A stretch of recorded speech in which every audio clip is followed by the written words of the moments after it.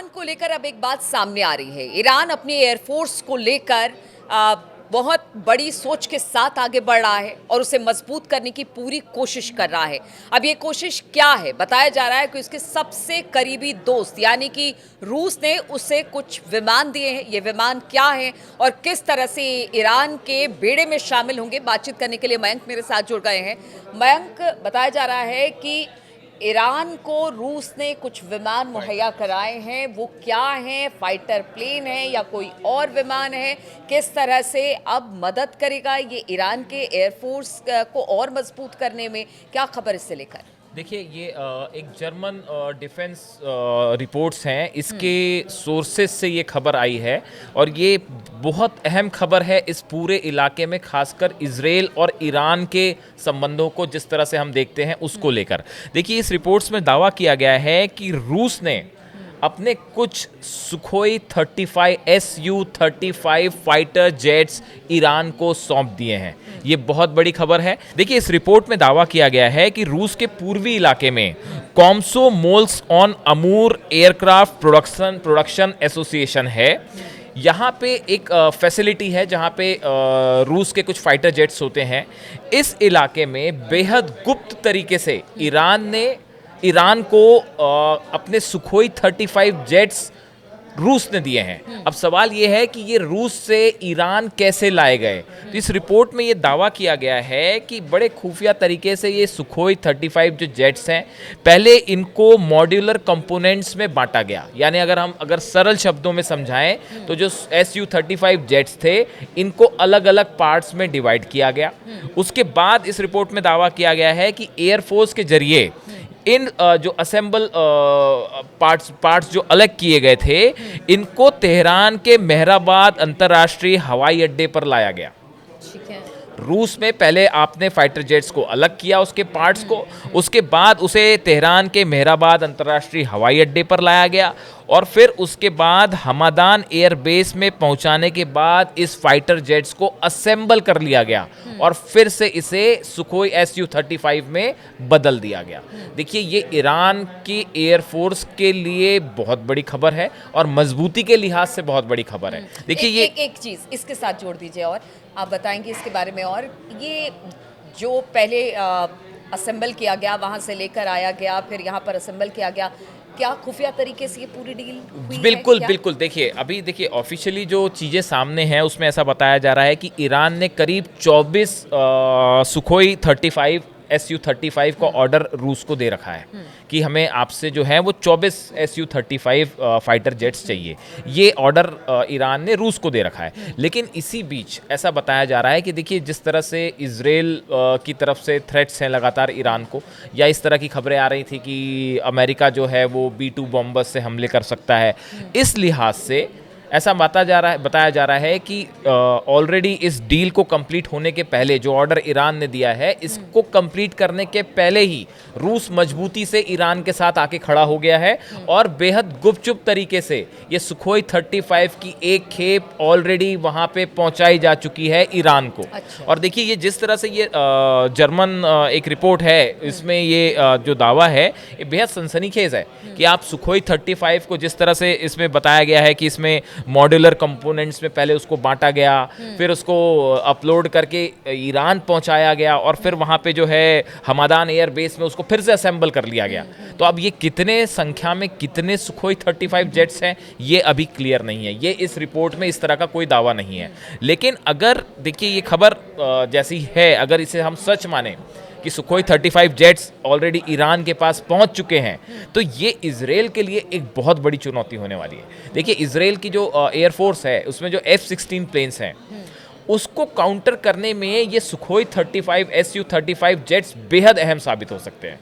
और अगर मान लीजिए कि अगर वॉर होती है ईरान और इजराइल के बीच, या इजराइल किसी तरह का हमला करता है ईरान पे, तो ये सुखोई 35 जेट्स जो हैं इजराइल के F-16 को जवाब देने के लिए पूरी तरह सक्षम है।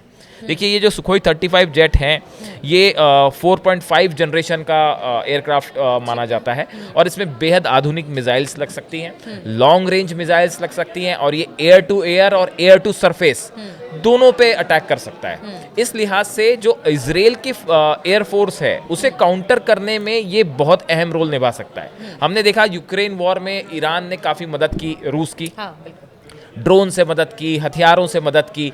उसके बाद पिछले कुछ समय में हम देखें तो अब रूस और ईरान के बीच में जो एक स्ट्रेटेजिक पार्टनरशिप है ये और मजबूत हो गई है। और ना सिर्फ एयरफोर्स के मामले में बल्कि स्पेस प्रोग्राम को लेकर भी रूस जो है। और ये डील ऐसे समय में हुई है जब आप समझिए कि इजराइल किस तरह से लगातार हमले कर रहा है उसके प्रॉक्सीज पर, और अमेरिका के साथ परमाणु समझौते पर बातचीत हो रही है। ऐसे में ये डील इस वक्त गेम बहुत चेंजर अहम है, हो बिल्कुल जाती गेम चेंजर है। देखिए इस लिहाज से भी कि देखिए हाल ही में जो ईरान के बंदरगाह पे जो ब्लास्ट हुआ बिल्कुल। है ना, इसको लेके तरह तरह की थ्योरीज सामने आ रही हैं। इसके लिए भी रूस ने जो है अपने 2 विमान जो हैं ईरान भेज दिए हैं, और ये कहा जा रहा है कि वहाँ पे जाके आग बुझाने से काम कि में मदद करने से लेके जो रेस्क्यू ऑपरेशन है हाँ, उसमें, हाँ उसमें भी जो है वो रूस मदद कर रहा है। तो देखिए इस पूरे इलाके में अब जो कुछ हो रहा है, चाहे वो अमेरिका के साथ डील की बात हो, न्यूक्लियर डील की बात हो, उसमें रूस की भूमिका सबसे अहम है। कहा तो यहाँ भी जा रहा है कि ईरान ने रूस के साथ बैठ के ऑलरेडी ये तय कर लिया है कि अमेरिका के साथ डील क्या करनी है, किस तरह से कौन सी शर्तें अमेरिका की मानी जानी है, कौन सी शर्तें रिजेक्ट कर देनी है। इसको लेके एक ब्रॉडर अंडरस्टैंडिंग बन चुकी है ईरान और रूस के बीच, और उसी के तहत अब अमेरिका से डील होगी। बात नंबर 1। दूसरी चीज़ जो है ये जो एयरफोर्स वाली बात है, ये सुखोई 35 है, ये कितने नंबर्स में गए हैं इसके बारे में कुछ नहीं कहा जा सकता। तो देखिए ये प्लेन्स जो है, और इतना ही नहीं, ये भी कहा जा रहा है कि इस्फहान जो इलाका है ईरान का, वहाँ पे ये सुखोई 35 ऑलरेडी डिप्लॉय भी कर दिए हैं ईरान ने। अच्छा। तो देखिए जिस तरह की बात आ रही थी, जो नेतन्याहू कह रहे थे कि ईरान के जो न्यूक्लियर फैसिलिटीज़ हैं उसको डिसमेंटल कर देना चाहिए या उसको उड़ा देना चाहिए, या F-16 से जिस तरह से अटैक किया पीछे हमने देखा इजराइल ने जो ईरान पे हमले किए थे, उसको लेके अब ये सुखोई 35 जेट्स अगर ईरान के पास हैं और वो डिप्लॉय हो चुके हैं, तो ऐसी स्थिति में आप ये समझिए कि अगर किसी भी तरह का हमला अब इजराइल की तरफ से होगा तो उसके F-16 को एक कड़ी चुनौती मिलेगी सुखोई 35 से।